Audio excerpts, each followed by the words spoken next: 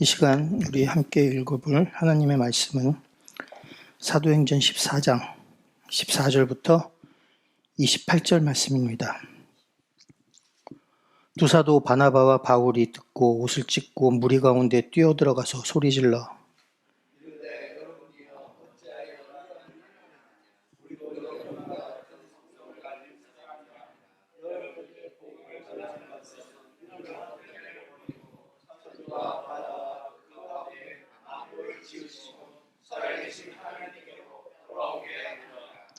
하나님이 지나간 세대에는 모든 민족으로 자기들의 갈 길들을 가게 방임하셨으나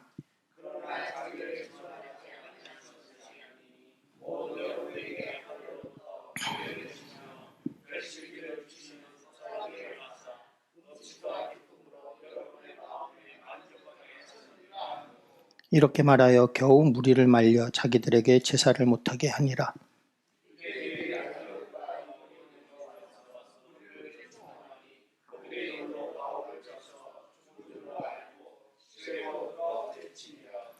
제자들이 둘러섰을 때 바울이 일어나 그 성에 들어갔다가 이튿날 바나바와 함께 더베로 가서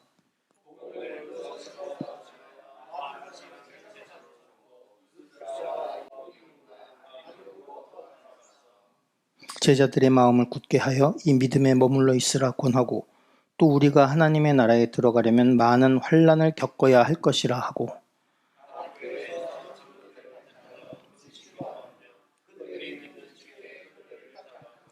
비시디아 가운데로 지나서 밤빌리아에 이르러 거기서 배 타고 안디옥에 이르니 이곳은 두 사도가 이룬 그 일을 위하여 전에 하나님의 은혜에 부탁하던 곳이라.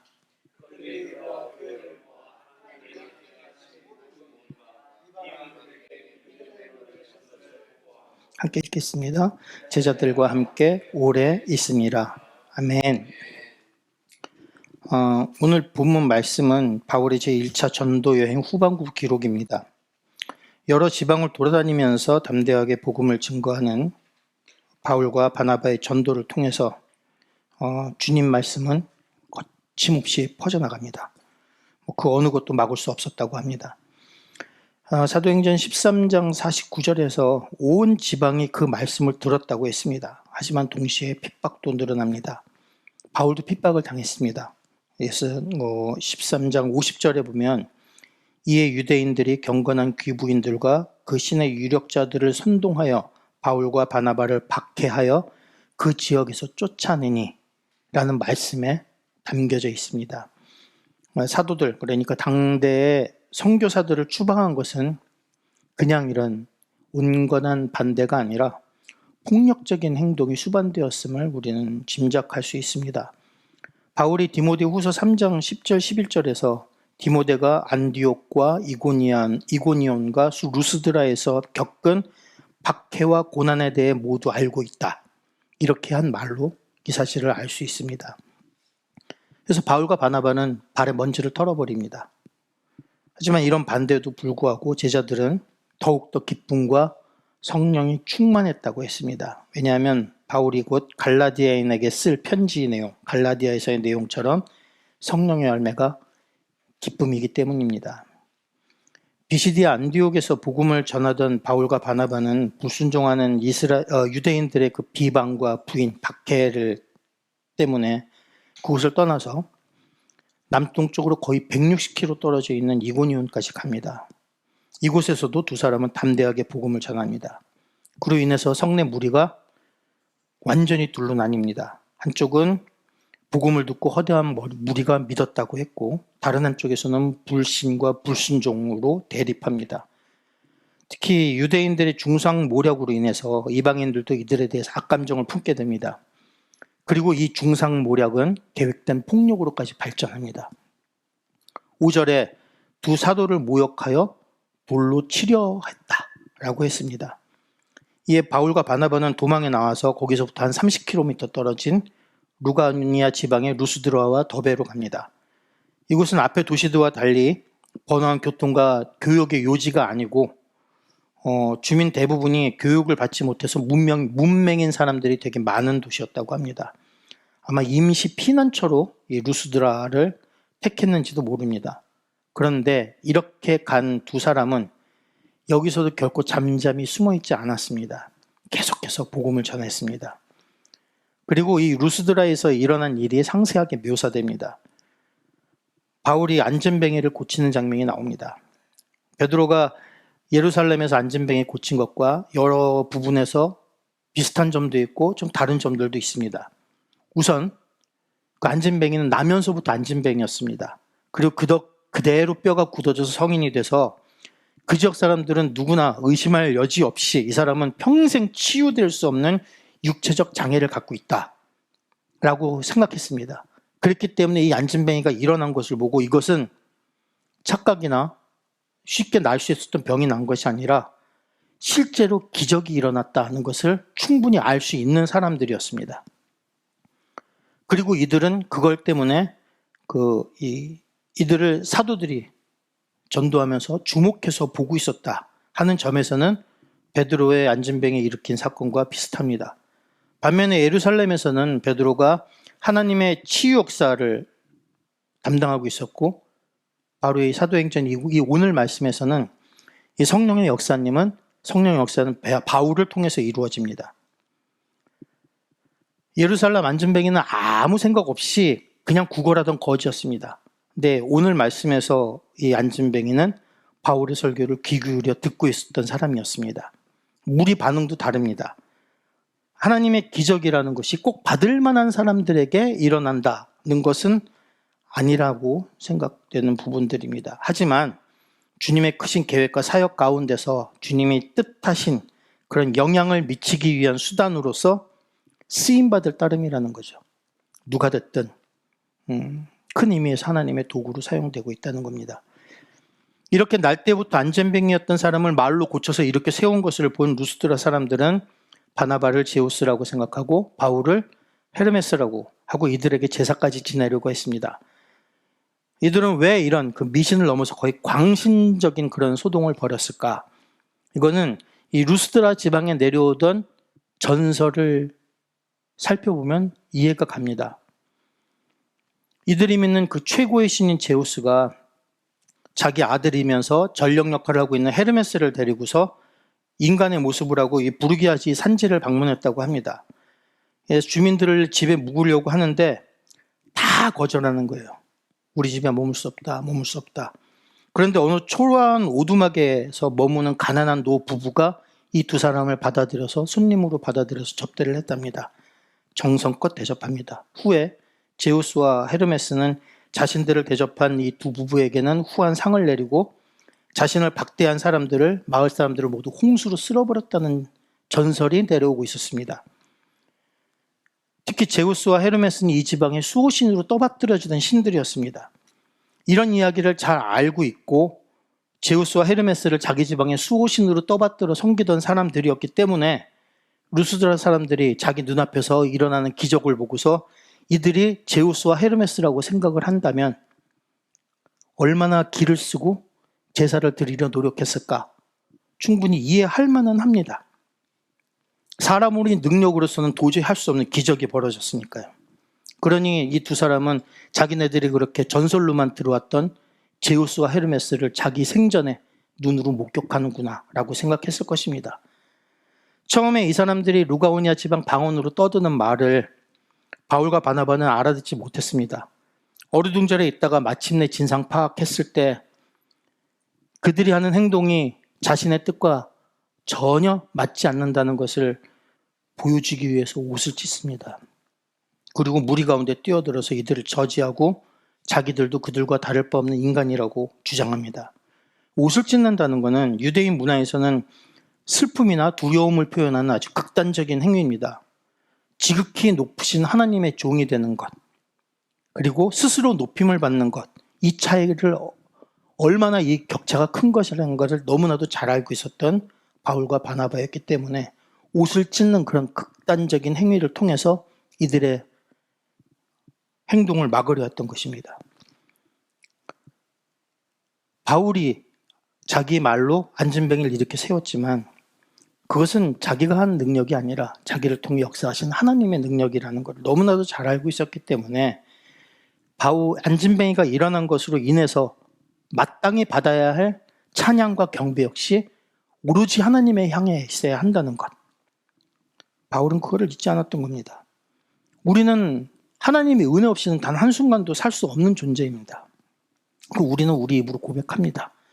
그러면서도 우리가 살아가는 동안에 뭔가를 이루었거나 좋은 일이 생겼을 때 그거 마치 내가 잘해서 그런 거라, 그런 생각들을 자연스럽게 하곤 합니다.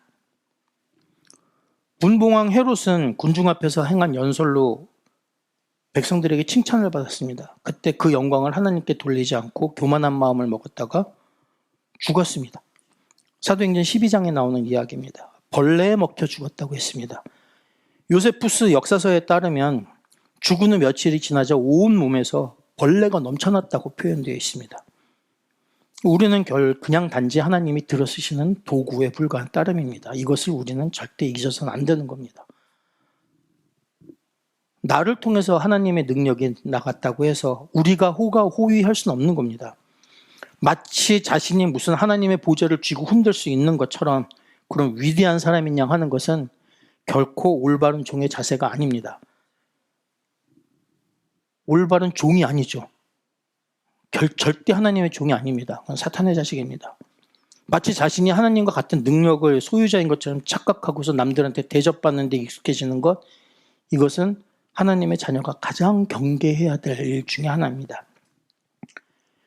예수 그리스도를 믿고서 구원을 받아서 하나님의 자녀가 됐다는 것, 이것은 더할 수 없는 축복입니다. 하지만 그것이 결코 이 사회 속에서 다른 사람을 업신여기고 우리가 속한 사회 질서를 무시하고 다른 사람 아랑곳하지 않고 나 하고 싶은 일 다 할 수 있는 그런 권리가 우리에게 주어졌다고 착각을 해서는 안 되는 것입니다. 마태복음 18장에서 주님은 그러므로 누구든지 이 어린이 아이와 같이 자기를 낮추는 사람이 천국에서 큰 자니라 라고 강조하십니다. 바울과 바나바는 자신들이 묵고 있던 집 앞에 와서 제사 지내려던 그 루스드라 사람들을 그 가운데 뛰어들어서 옷을 찢고 부르짖어서 이들의 행동을 막고 저지하는 데 성공합니다. 그리고 그것에 모여서 그 놀란 군중들의 주의를, 그 분위기를 한순간에 휘어잡아서 그 기회를 복음을 전하는 기회로 활용합니다. 바울은 잊지도 않은 신에게까지 시간과 돈과 노력을 들여가지고 이 헌신적으로 제사를 지내려는 이 아주 열심인 이교도들에게 만유의 주제이신 하나님이 계시다는 것을 알려주는 겁니다. 여기 기록된 바울의 설교는 대단히 간략하게 요약된 것에 불과하지만 바울이 이교도 문맹인들을 대상으로 했던 설교로서는 성경에 기록되어 있는 유일한 설교 기록입니다. 그래서 아주 중요하게 짚고 넘어갈 수 있습니다. 바울은 비시디아 안디옥에서도 설교하는 장면이 나옵니다. 그런데 거기서는 교육받은 유대인들에게 하는 설교였습니다. 그래서 두 설교가 서로 비교가 됩니다. 바울은 복음 전도에 있어서는 아주 찬탄을 금치 못할 정도로 유연한 접근 방법을 사용합니다. 누구에게 어디서든 복음을 전할 때 그 메시지에는 분명히 변하지 않는 아주 일관된 그리스도에 관한 복음, 좋은 소식이 담겨져 있습니다. 메시지 요지는 변함이 없지만 누구를 상대로 이야기하는가에 따라서 그 접근 방법과 강조점은 그때 다 다릅니다. 안디옥에서 유대인들에게 말씀을 전할 때 그 배경은 구약 성경, 그리고 그 안에 역사와 예언서, 그리고 율법에 관해서 이야기합니다. 하지만 루스드라에서 이교도들에게 복음을 전할 때에는 그들이 알지 못하는 성경에 초점을 맞추는 것이 아니라 그들이 익히 알고 있고 볼 수 있는 그들 주위 자연에 초점을 맞춰서 이야기합니다. 그들에게 헛된 우상 숭배 버리고 살아계시고 참되신 하나님으로 돌아오라고 권합니다. 그러면서 하늘과 땅과 바다, 그리고 그 안에 있는 모든 것을 만드신 살아계신 하나님에 대해서 이야기하는 겁니다. 어쩌면 그 하늘을 가리키고 그 다음에 루스드라 남쪽에 있는 타우루스 산을 가리키고 그 너머에 있는 바다를 손으로 가리키면서 설교를 했을지도 모릅니다. 더구나 이 모든 것을 만드신 그분은 그 이후에 아무것도 안 하고 가만히 계시고 있는 그런 신이 아니다 설명합니다. 비록 하나님이 지나간 세대에게는 모든 족속으로 자기 길들을 다니게 묵인하셨지만 언제 어디서나 자신을 증거하셨다고 16절 이하에서 말하고 있습니다. 그분은 그 선한 일에 의해서 바울의 청중을 포함한 모든 인류에게 일관되게 당신 자신을 보여주셨고 증거하셨다고 얘기합니다. 하늘에서 비를 내리시고 철을 따라 땅에서 추수하게 하셔서 그들에게 그들의 몸을 위해서 먹을 것 주시고 즐거움으로 그들의 마음을 만족하게 하셨다고 했습니다. 바울은 군중들이 이런 장엄한 이미지에 압도되게끔 해서 그들이 자신들에게 제사 지내는 것을 하지 못하게 막았던 겁니다. 우리는 누구에게 우리가 복음을 전할 때 있어서 이 바울의 융통성을 배울 필요가 있습니다. 우리는 전하는 사람의 입장에 서서 우리가 전하는 예수 그리스도의 복음의 핵심을 우리 마음대로 주물러서 편집할 수 있는 자유는 우리에게 없습니다. 그럴 필요가 있는 것도 아닙니다. 하지만 우리가 만나는 사람과의 접촉점을 찾기 위해서 그 사람들이 있는 곳에서 모든 대화가 시작돼야 되는 것은 분명합니다. 특히 오늘날처럼 사람들이 세속화된 이때에는 인간미에 대해서 이야기한다든지 보편적인 초월, 어떤 이런 그 세상의 것을 뛰어넘는 어떤 그런 가치를 추구하는 것, 사람과 공동체에 대한 어떤 이런 갈망, 자유, 그리고 개인의 중요성에 대한 열망, 이런 것들이 접촉점이 될 수 있을 겁니다. 하지만 어디서부터 시작되건 우리는 예수 그리스도를 전하고 예수 그리스도만이 그분이 바로 좋은 소식이고 그리고 그분만이 우리의 모든 열망을 채워주실 수 있는다. 그 사실로 우리가 전하는 복음이 맺어져야 합니다. 우리 타 종교를 믿는 사람들을 만날 때 가끔 혹은 전혀 다른 문화를 따르는 사람들을 만날 때 때로는 투쟁의식을 가지고 경쟁의식을 가지고 증오와 경쟁심을 가지고 만날 때가 있습니다. 근데 우리는 그 사람들을 만날 때 그 사람들이 믿는 그 종교와 맞서는 것이 아니라 다른 종교를 믿는 불쌍한 영혼을 상대하고 있다라는 것을 잊어서는 안 되는 겁니다. 그 사람이 믿는 이 교도 그 가르침과 싸우는 것이 아니라 그 영혼에게 제대로 된 진리를 전파하는 것이죠. 저는 예전에 여행사에서 기획이사를 한 적이 있었습니다. 우리나라 사람들에게 가장 각광받는 신혼여행지 중에 하나가 동남아시아 쪽입니다. 동남아시아의 가장 보편적인 종교는 소승불교입니다. 가면은 소승불교 유적지가 대단히 많습니다. 신혼여행지로 태국을 선택했어요. 두 부부가. 그리고 태국에 갔습니다. 가면은 가서 볼만한 데가 대부분 다 사원입니다. 또 이 태국에는 이만한 에메랄드 원석으로 만든 불상도 있습니다. 가까이서도 보지 못하고 멀리서 봐야 되는데 그런 데를 안내하고 있는데 그곳에 그 뿌리 깊은 소승불교 문화가 역겹고 불편하다고 신혼여행 내내 찡그리고 다니는 신부를 본 적이 있습니다. 저도 크리스찬이긴 하지만은 왜 무슨 생각으로 태국을 신혼여행지로 선택을 했는지 이해를 하지 못하는 그런 부분들이었습니다. 마치 예수 그리스도를 우리가 먼저 알고 있다. 그 사람들이 모르는 예수 그리스도를 우리가 알고 있다. 이것이 문화적으로, 종교적으로, 철학적으로 우리가 그 사람들보다 우위에 있다는 것을 뜻하는 것은 아닙니다. 그저 우리가 이해할 수 없는 하나님의 크신 섭리에 따라서 우리가 먼저 복음을 전해받고 영접했을 뿐이라는 거죠. 실상으로는 하나님 앞에서 볼 때 우리는 그들과 전혀 다를 것이 없는, 하나도 나을 것이 없는 존재입니다. 따라서 우리가 만나는 그 영혼을 이해하고 불쌍히 여기고 동정하는 마음가짐, 이것이 무엇보다 가장 중요하고 우선될 것입니다. 바울의 전도의 접근 방법은 그 사람들이 이해할 수 있는 용어로서 그 사람들의 입장을 감안해서 대화할 수 있는 수준에서부터 메시지를 쭉 이끌어 나가는 겁니다. 하지만 빨리 끌어오르는 것은 빨리 식기 마련입니다. 한쪽에 극단까지 확 치서 오르는 이런 시계추가 다른 편에서는 또 그 반대의 극단까지 가는 것, 이것은 자연의 이치입니다. 특히 우리가 주 안에서 살아나가면서 우리가 큰 은혜를 받을 때 거의 어김없이 그 뒤에 큰 시험이 뒤따르는 경우를 우리는 많이 보거나 경험합니다. 변덕스러운 군중들, 루스드라의 군중들은 안디옥과 이고니오에서부터 온 유대인들의 이 충동의 자극을 받아서 반감을 지닌 폭도로 한순간에 돌변해버립니다. 이고니온에서는 바울과 바나바를 돌로 치려는 음모를 꾸몄지만 루스드라에서는 실제로 돌로 칩니다. 지금 오늘 그림도 좀 흐리게 해서 충격을 좀 완화시키고자 했는데 저 그림이 바로 사람들이 돌로 치는 그림입니다. 우리가 돌로 친다라고 막연하게 생각할 때는 그냥 뭐 그럴 수 있겠지 하지만 실제로 돌로 치는 행위 그리고 그렇게 돌로 쳐서 사람을 징계하는 그런 행위는 무척이나 잔인한 그런 장면입니다. 저 어렸을 적에 죄인을 돌로 치는 장면을 영화 속에서 본 적이 있었습니다. 대단히 폭력적이고 대단히 비현실적으로 받아들였습니다. 너무나도 충격이 컸기 때문에. 그때 사람이 같은 사람을 돌로 치기 위해서는 얼마나 큰 노력이 필요할까 그런 생각을 했던 기억이 아직도 생생합니다. 아무 감정이 없는 대상이라면 정말 힘들 것이라는 생각도 했었습니다. 그러면 바울을 돌로 치고 내다 버린 사람들의 마음에는 얼마나 큰 증오가 있었을까요? 얼마나 잘못된 열심인 신앙심이 그 안에 있었을까요? 그 수많은 사람들이 그 큰 증오를 온몸으로 겪으면서 돌에 맞아 쓰러지던 그 바울은 그 순간 과연 무슨 생각을 했을까요? 자신이 주도해서 돌로 쳐 죽였던 스데반 집사를 떠올렸을까요? 모를 일입니다.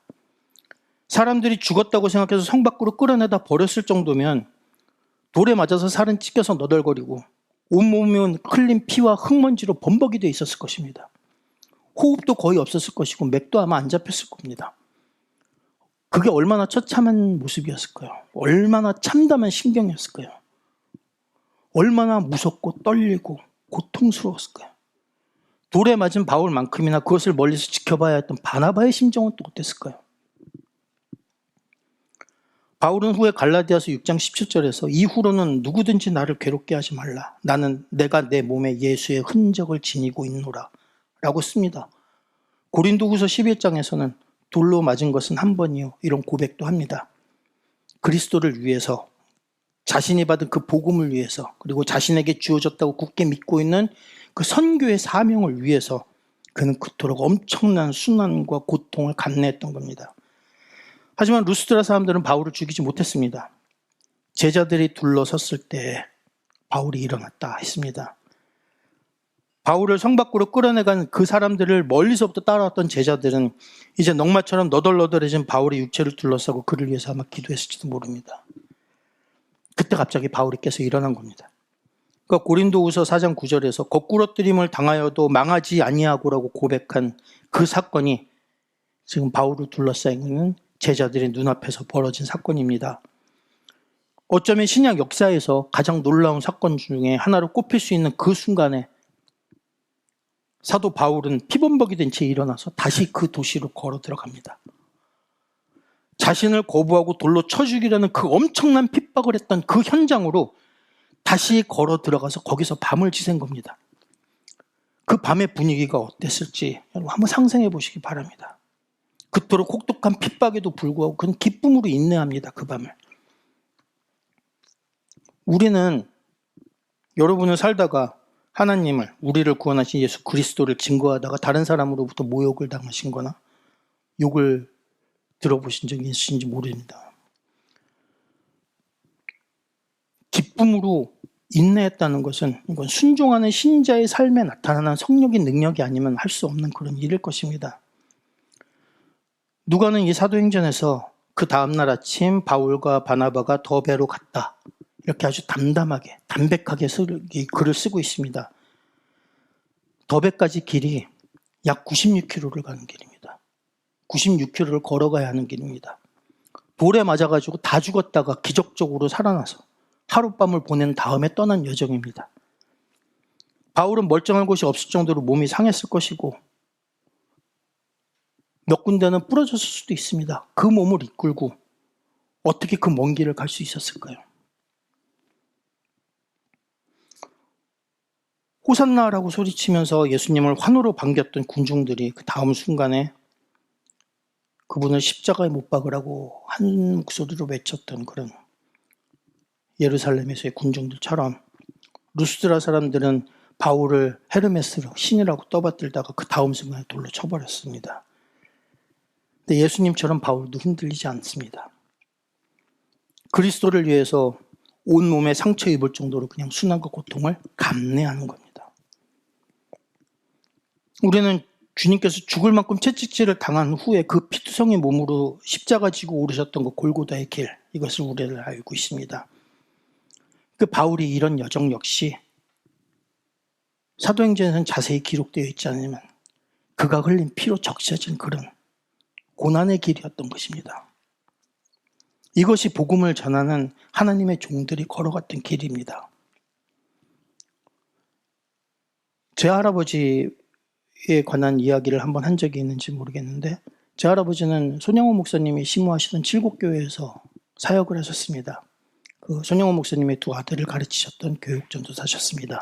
그러다가 그때 신사참배 명령이 떨어지고 이 영남 지방의 신사참배 반대 운동을 제일 먼저 주도하셨습니다. 그래서 그 신사참배를 반대하는 모임의 연락 총책 같은 위치였기 때문에 체포 영순이었다고 합니다. 그러다가 결국은 조선 사람의 밀고로 붙들려서 갇히고, 그리고 조선 순사에 의해서 모진 고문을 당하십니다. 그리고서는 거의 죽게 돼서 죽은 줄 알고 혹은 죽을 줄 알고 멍석으로 둘둘 말아가지고 한겨울에 길거리에 내다 버렸다고 합니다. 지나가시던 분이 지게에 치고서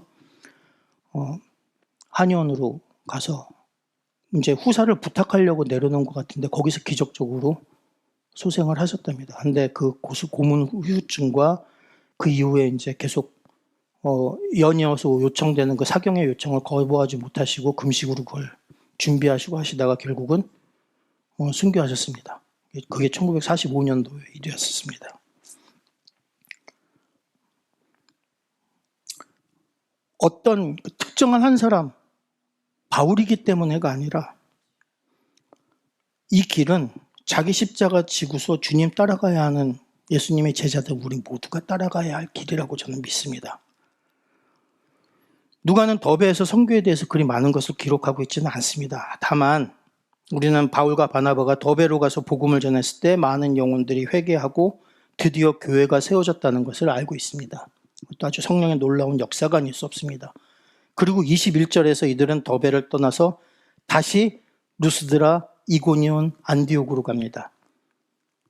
그를 돌로 쳤던 사람들은 안디옥과 이고니온에서 온 사람들이었습니다. 돌을 들고 자기를 치던 사람들에게로 다시 돌아가는 바울의 그 용기와 충성을 우리는 봐야 합니다. 우리가 감히 견주거나 따라갈 수 없는 그런 어려운 순종입니다. 그는 이러한 삶을 보냈기에 사도행전 20장에서 내가 달려갈 길과 주 예수께 받은 사명, 곧 하나님의 은혜의 복음을 증언하는 일을 마치려 하면은 나의 생명조차 조금 더 귀한 것으로 여기지 아니하노라 라고 당당하게 밝힐 수 있었을 것입니다. 성경을 통해서 우리 앞을 걸어간 그 위대한 선배들이 어떤 고난을 길을 가면서도 불평하지 않고 충성했는가를 보면은 우리는 결코 신앙생활 하면서 감히 불평, 불만을 입에 올릴 수 없다고 생각합니다. 또 한 가지 우리가 허투루 보아넘겨서 안 되는 엄청난 메시지가 오늘 본문에 담겨 있습니다. 14장 22절 다시 한번 읽어보겠습니다. 제자들의 마음을 굳게 하여 이 믿음에 머물러 있으라 권하고 또 우리가 하나님의 나라에 들어가려면 많은 환난을 겪어야 할 것이라 하고, 바울로부터 이 권고를 들은 사람들은 더베, 루스드라, 안디옥에 있는 신자들입니다. 이들은 이제 막 복음을 전해받은 병아리 새신자들이었습니다. 이들은 예수 그리스도를 믿는 새 믿음에 들어서자마자 어마어마한 경고를 받는 것입니다. 예수를 믿고 하나님 나라에 들어가기 위해서는 너희가 많은 환난을 당할 것이다. 바울은 아무것도 숨기지 않습니다. 이미 안디옥과 이고니온과 루스드라에서 엄청난 고난을 겪은 바울입니다. 그러나 아주 솔직하고 담대하게 말합니다. 환난을 각오하지 않으면 안 된다. 이 땅의 교회, 우리 이 한국의 교회는 얼마나 오랜 시간 동안 믿음에 대해 헛된 환상을 우리가 전했습니까? 예수 믿으면 복 받는다. 예수 믿으면 잘 산다. 예수 믿으면 돌 잠본다. 예수 믿으면 출세한다. 예수 믿으면 건강해진다. 예수 잘 믿으면 좋은 대학 간다. 이런 메시지 다 가짜입니다. 이런 가짜 메시지 위에 세워진 교회는 결코 건강한 교회가 될 수 없습니다. 처음부터 복음을 솔직해야 합니다. 이 그리스도를 따르는 믿음은 출세하고 돈 잘 벌고 건강해지는 기복신앙이 아닙니다. 오늘날 한국교회 잘못된 이 메시지에 익숙해진 신자들은 예수를 믿는 것은 넓은 문으로 들어가는 것이라고 착각합니다. 예수 믿는 것은 좁은 문으로 들어가는 겁니다. 오히려 많은 환난과 고난을 각오하고 믿어야 하는 믿음입니다. 바울은 여기에 대해서 절대 거짓말하지 않았습니다. 이제 걸음마도 채 떼지 못하는 신자들이었지만 어쩌면 두려움에 주저앉아서 안 믿겠다고 돌아서 포기할 수도 모르는 어린 신자들이지만 분명하게 얘기합니다. 예수 믿는 길은, 하느님 나라 가는 길은 많은 환난과 고난을 각오하지 않으면 갈 수 없는 길이다. 처음부터 무장을 단단하게 시켰던 겁니다. 이때 생긴 제자들 중 하나, 그 큰 소란 중에서 생겨난 제자들 중에 하나, 그 하나가 성령의 역사를 통해 인도된 디모데였습니다. 바울이 돌 맞고 쓰러졌던 그 현장에 서 있었고 다시 일어나 담대하게 자기를 돌로 쳤던 그 소굴로 들어가는 바울의 뒷모습을 바라보았던 제자들 가운데 디모데가 있었습니다. 바울이 일생 동안 내 아들이라 칭했던 그 후계자 디모데가 바울의 그 상상하기도 힘든 고난의 순종 가운데서 그가 흘린 피를 통해서 잉태되고 태어나서 성장한 것이다. 그리고 그의 희생만큼이나 고결하게 쓰임받은 주님의 또 다른 귀한 종이었습니다. 바울의 이상은 결코 헛되지 않았습니다. 주님은 한순간도 허투루 사용하지 않으신다는 거죠. 주님은 당신의 조를 허투루 희생하시지 않으십니다. 주님의 사역에서는 어느 것 하나 소홀히 다루어지고 무의미하게 소용되는 것이 없습니다. 주님에 앞서서 주님 오실 길을 예비했던 침례 요한은 마지막에 자신 제자들에게 자신의 맡은 소명에 대해서 다음과 같은 말을 아주 간략하게 정리합니다. 요한복음 3장 30절 말씀입니다. 그는 흥하여야 하겠고 나는 쇠하여야 하리라. 그는 흥하여야 하겠고 나는 쇠하여야 하리라. 우리는 하나님의 복음을 세상에 전하는 주님의 도구입니다. 하나님의 종입니다.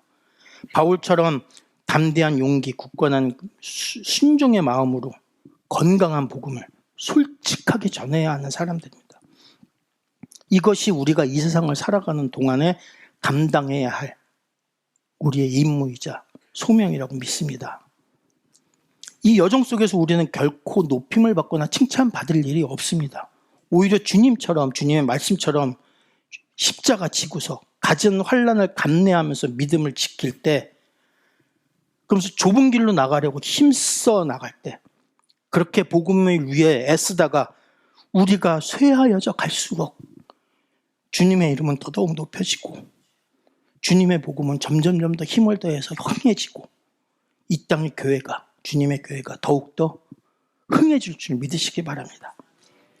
그렇게 온전하게 쓰임받아서 마지막 예정된 날 주 앞에 섰을 때 착하고 충성된 종아, 순종했다 칭찬받는 저와 여러분이 되시길 예수 그리스도의 이름으로 축원드립니다.